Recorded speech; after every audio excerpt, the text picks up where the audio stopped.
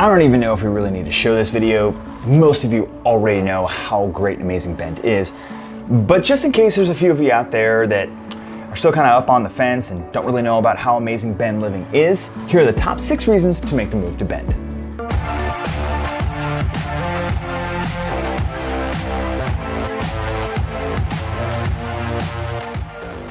Hey everyone and welcome. Kromm here from the Kromm real estate team.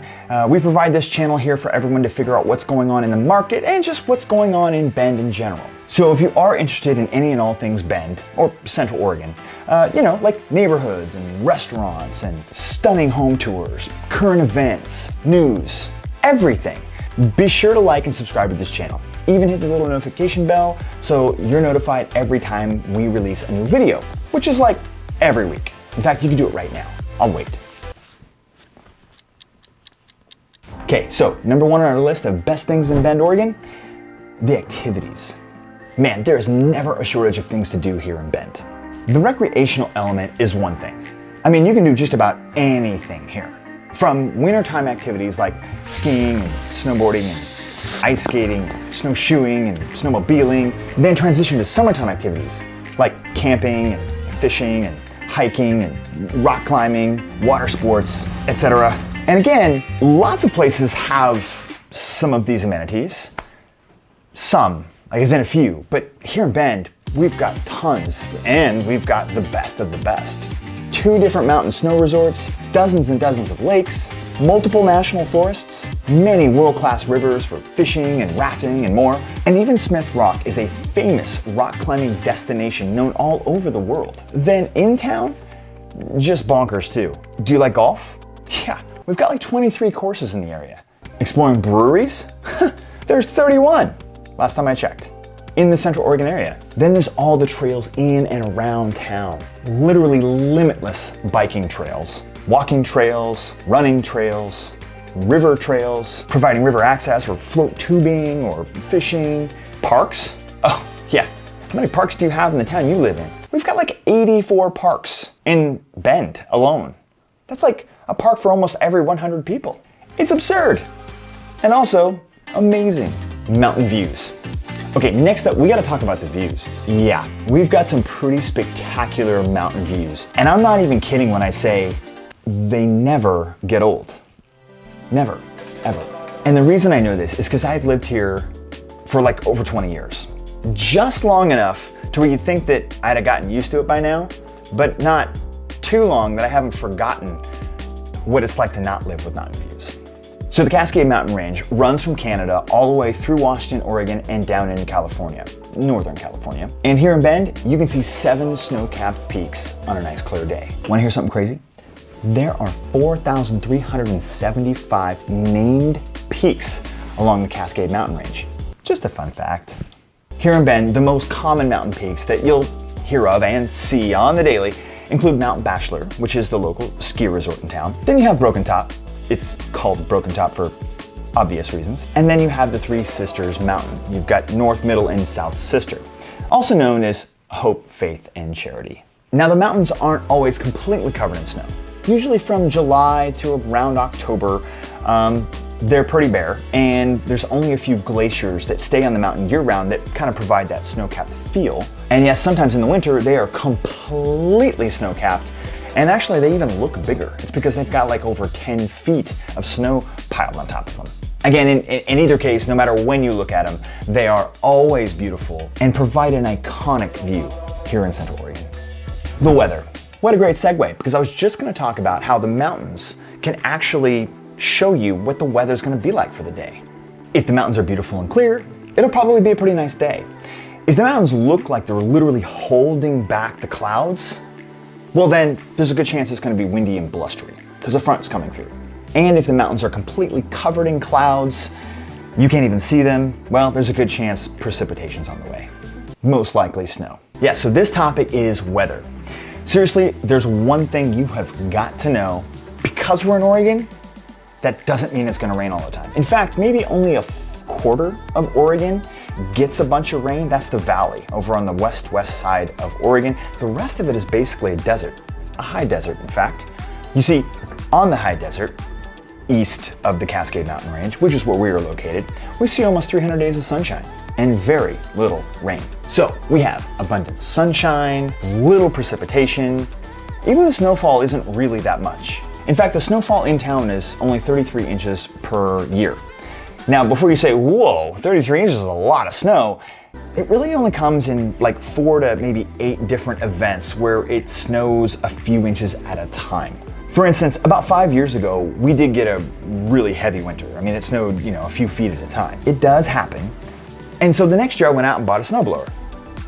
Well, I've used it like 4 times in 4 years. Not that I couldn't use it more often. I mean, I could use it all the time. Some people do use their snowblower every time it snows, but really when it's only just a couple inches, I can hit it with a shovel or even a broom pretty easily. I'm curious, how much does it snow where you currently live? You see, I saw a stat a couple of years ago that actually the average in Bend was lower than the national average of snowfall in a year. I can't find that same article now, but it was really shocking to me. So, if where you live gets a lot of snow, maybe you're from the Midwest, the Northeast, let me know. I'm dying to know down in the comments. Let me know how much snow you guys get. Back to the weather. The summers are amazing. They're dry and warm in the mid-80s.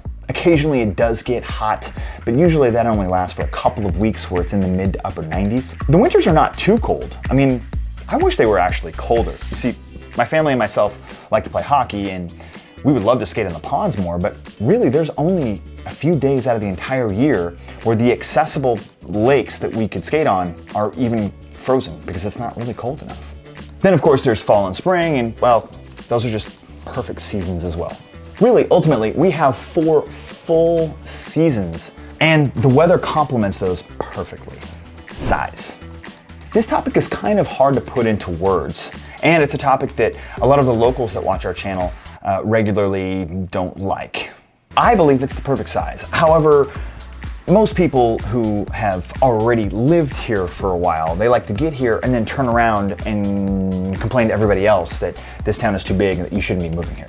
That's how you know it's a good place and a good size, right? Look, we just surpassed 100,000 people here in Bend, right? So we are a decent sized town, city.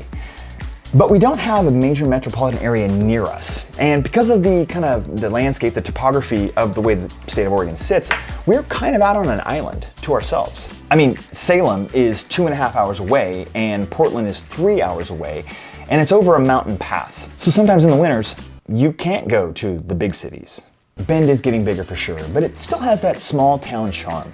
We're not surrounded by skyscrapers, it doesn't take an hour to get home in bumper-to-bumper traffic. I mean, people do complain about traffic here, but my goodness, it's kind of like they forgot what real traffic is like, you know? People aren't so anonymous that they're incredibly rude to you. People still smile here. Everyone's nice. Most people are nice. And they're just happy they're here. Do you ever just feel completely invisible when you're walking around a major metro city?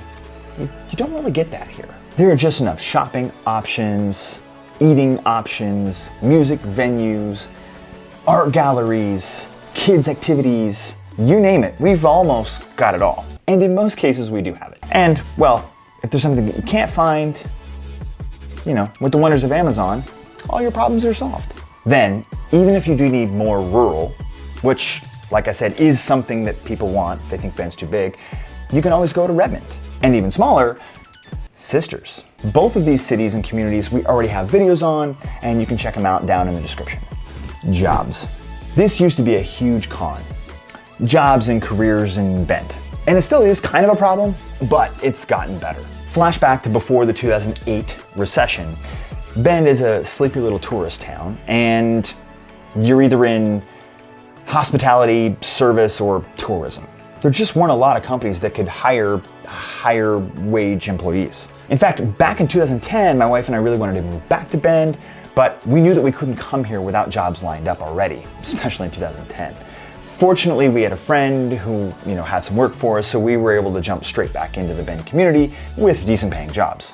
But then something cool happened. Bend became so popular because of the amenities that we've already talked about that they started attracting new business startups and tech companies, which really helped create some great jobs. Then, of course, even more recently, COVID happened. Now lots and lots of people can work from home, allowing them to live anywhere they want. So because of the town's own growth over the past 12 years and this, even more widespread working from home movement, Bend has become more insulated than ever from, say, future economic downturns.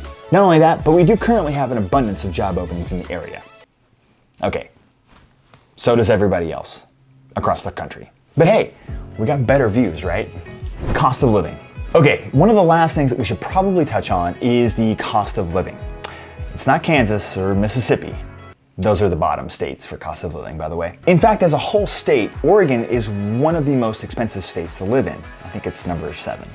A major part of that is because of the income tax structure we have here in Oregon, but also another big part of that is because of real estate. The average home price in Bend right now is in the $800,000 range. The median itself is a little bit lower at about $740,000 currently, but in either case, it's pretty expensive to buy real estate here. That's all I got on that. Hey look, it's not that Bend doesn't have its issues, but where doesn't? If you want to know about what some of those issues are, you can check out our other videos. We've got a pros and cons of living in Bend, and we also have a 7 things that we hate about Bend. Those videos are both tagged up above, and you can find them in the description down below. Phew, okay, that was a bunch to talk about. If you stuck through this entire video, thank you, you're the best. If you want to know more about anything else Central Oregon, Bend, Redmond, etc., you really should subscribe to the channel. And without saying it, I'm gonna say it. If you're looking for a local real estate expert, my team and I would love to be your resource of choice. Thanks for watching, and we'll see you in the next video. Then,